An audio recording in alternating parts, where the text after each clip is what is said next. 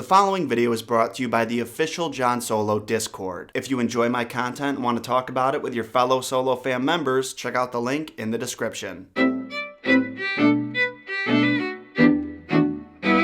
What is going on, everybody? My name is Jon Solo, and today we are talking The Last Jedi. It's been a little over a month since it came out in theaters, and audiences are still debating about this movie. Some fans love it, others hate it, and there's a lot of people who find themselves somewhere in the middle. At this point, you guys know how I feel about the movie. I really liked it, but I think there's some valid criticism to be made. One of the issues I used to find myself in the middle of was the debate about Rey being overpowered. It began in The Force Awakens when we saw her Jedi mind trick the guard in her cell, not only to let her go, but also to leave his weapon, and shortly after that happens, she defeats Kylo Ren in a duel, despite the fact that he's had far more lightsaber and Force training than she has. There's also a few moments in The Last Jedi that added to this debate, but there's one scene specifically I've heard a lot of opinions on. Towards the end of the movie, when Rey moves the boulders blocking the escape route out of the Resistance base. If you've seen the movie, you know there was a lot of big, heavy rocks blocking that tunnel. Yet somehow this Jedi newbie manages to move them all out of the way relatively easily. To be fair, at this point Rey did receive some training from Luke Skywalker, but not nearly as much as you would expect for a Jedi capable of doing what she did. After all, Episode 8 picks up immediately where Episode 7 left off. At the absolute most, Rey has had a week of training at this point in the movie. Not to mention in Episode 5, when Luke is training on Dagobah with Master Yoda and is supposed to move rocks of his own, it takes a considerable amount of effort and focus despite them being smaller and there being less of them. So what exactly is the difference between Rey and Luke? Is Rey simply more powerful with more potential, or is there something else going on? My money is on the latter. I think there's something else going on, and it's rooted in the different ways that Luke and Rey have each learned about the Force. Before we get into that, there's one other idea that we all need to agree on. The overarching theme of the new trilogy is new replacing old, and the core conflict in The Last Jedi is how this should be done. Kylo Ren believes that using any means necessary, including violence, to completely wipe out the old is the best approach, where Rey is much less aggressive. She's learning from the old ideals, but also open to innovation. One point The Last Jedi really drives home is that the old way of doing things isn't necessarily the right way of doing things. And by not allowing for necessary change, the old generation is actively squandering the potential of the new generation, meaning that it might have actually been the old Jedi's way of teaching that limited the potential of their previous students in a way that Rey never experienced. Take into account the following facts. We know the Jedi from the Republic era had started to become stagnant and obsolete around the time Order 66 came into effect. There were certainly ways they served a purpose in the Clone Wars in the years prior, but as Luke said in The Last Jedi, at the height of their power, their arrogance and hubris led to the creation of Vader and the rise of the Empire. They were so stuck on their old way of doing things, they allowed the Sith to grow beyond them and bring their student with the most potential to the dark side. Speaking of Anakin Skywalker, he's a prime example of the Jedi refusing to alter their teaching methods for their individual students. They made an exception by teaching him at all because he was too old when he was brought to them, but they didn't seem to take into consideration that he hadn't been indoctrinated into the don't question the Jedi way mindset like the younger Padawans. Then when he got older and he started asking questions and intentionally breaking the rules he disagreed with, they rarely heard him out. They just gave out punishments because he wasn't conforming to their idea of what a Jedi is supposed to be. They forced all their students, including the outliers like Anakin, who needed an outlet for all that power, to go through the same regimen because that was the Jedi way. To further illustrate my point, we see something similar happen with Ben Solo and Luke Skywalker. Luke was trying to formally teach the next generation of Jedi using the traditional Jedi methods and passing on the same ideas the old Jedi had about the Force and all things related to it. After all, while his training was unconventional, these are the same lessons he was taught by Yoda and the same ideas he used to bring Darth Vader back to the light. Because these ideas and methods were all Luke knew, he became afraid when Ben wasn't adhering exactly to the Jedi ideals. Instead of using patience and finding a way to save Ben from Snoke, he panicked, and once again the outlier student found himself at odds not just with his teacher, but the ideas his teacher represented, and as a result, he went down the total opposite path. The point I'm trying to make with all this is there's quite a few parallels to be drawn when comparing the different generations of Jedi and the mistakes they all made. They all went through their own individual experiences, but the one thread that ties it all together is they all received the traditional training and lessons. Luke's was definitely the most unorthodox, but he had one of the greatest Jedi Masters of all time teaching him, so he followed the same principles and customs as everyone who came before him, as was the case with Kylo Ren. Him, Luke, and every Jedi that came before them was taught, this is the Force, this is how you learn it. They were all subject to the Jedi's restrictive philosophies, like being told you're not ready for a certain trial, but not being told the reason why. These are the emotions you should draw power from, these are the emotions you shouldn't. And then comes Rey, who didn't grow up with the Jedi codes being drilled into her head, and therefore she doesn't have these same restrictions when it comes to her view of the Force. It's far less black and white. She knows the difference between good and evil, but she doesn't necessarily know what emotions she's supposed to fuel her abilities with and the specifics that come along with that. She just knows that she has abilities and she's using them for good. Not to mention, her powers have mostly been used in high-stress situations, like escaping the torture room in Starkiller Base and fighting Kylo Ren in the woods. With hardly any training at all, Luke Skywalker was able to pull his lightsaber out of the snow on the Wampa Cave when his life depended on it, and similarly, when he was stuck below Cloud City, he reached out to Leia telepathically. I don't know about you, but I feel like having to move heavy boulders to save the lives of the only people you've ever cared about qualifies as a high-stress situation. And because Rey hasn't been bogged down by ancient, outdated Jedi rules that spelled out her limits for her, because she never had to ask herself, should I do this, and instead only had to ask, can I do this, she was capable of doing what needed to be done. Now, I don't want it to get confused that people think I'm saying Rey isn't a powerful Force wielder, because she absolutely is, and that's part of what makes her so special. But just like Luke said, the Force does not belong to the Jedi, meaning that it's not their place to say how you should use it and what should fuel your abilities. Rey is the first person we've seen to use the Force before getting a full explanation about what it is from a Jedi Master, and therefore, her perception of it and her skills have developed differently. This might also have something to do with why she went right towards the dark side when she heard it calling to her during her first lesson with Luke. She didn't know it was the dark side per se, but as she said, it was trying to show her something. Even after her meditation was over, she didn't refer to it as the dark like Luke did, she called it that place. Maybe that's reading a little too much into it, but I don't think so. That first lesson was an important scene, not just in the Star Wars universe, but in real life. It adds a whole nother layer to the audience's understanding of what the Force is. And with a concept as important as that one, you can bet that Rian Johnson and the minds over at Lucasfilm were very deliberate about what they included. That's at least my interpretation of the scene, and why I think that Rey starting out her training as a blank canvas has something to do with her seemingly overpowered